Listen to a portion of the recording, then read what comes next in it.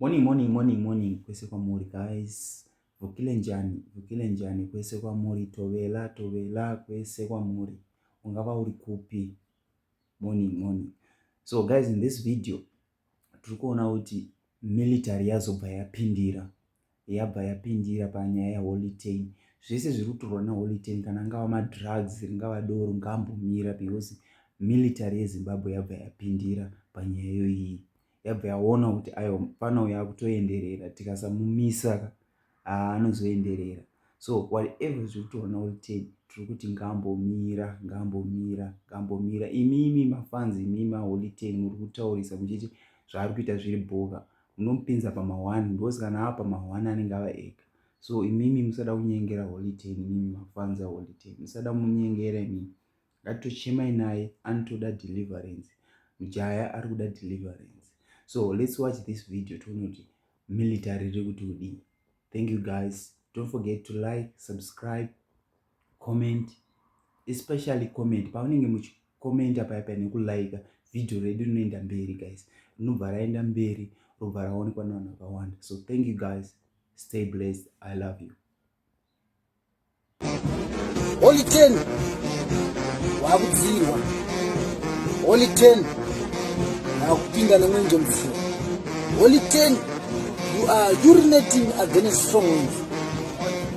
Holy10, you have to stop what you are saying. You have to stop immediately. This is a no-go area. Yawauda kutambira. Sitale kuti ZANU-PF aritambwe nalo. The family of the president aitambwe nayo. Zimbabwe National Army aitambwe nayo. This is a no man's land, no go area.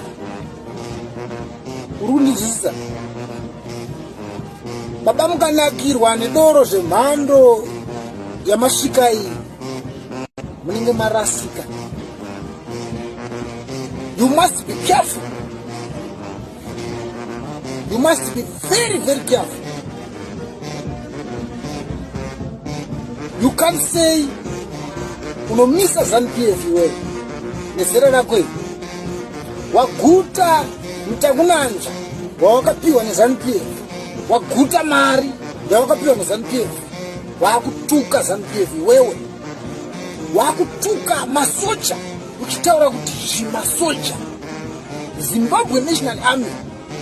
Unomboziva here kuti nyika inochengetedzwa nemasoja, nyika inochengetedzwa nemauto, kuti nyika ive nerunyararo, ive nepeace. Kuda kwemauto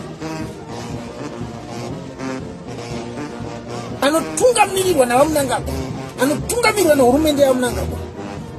Iwewe nhasi wotaura kuti zvimasoja, wotaura kuti can stop ZANU-PF. My friend, stop. You have to stop. Eka zvinezvo wakunyadzisa youth, wakutisasika. Which are the youth? Hatina mayouth akadai. Hatina mayouth anotamba nezera musangano. Hatina mayouth anotamba nezita refamily yapresident. Hatina mayouth anotamba nezita remauto enyika. Urikundinzwa? You have to stop. That's all I can say. Stop this Holy10. Napedza newe.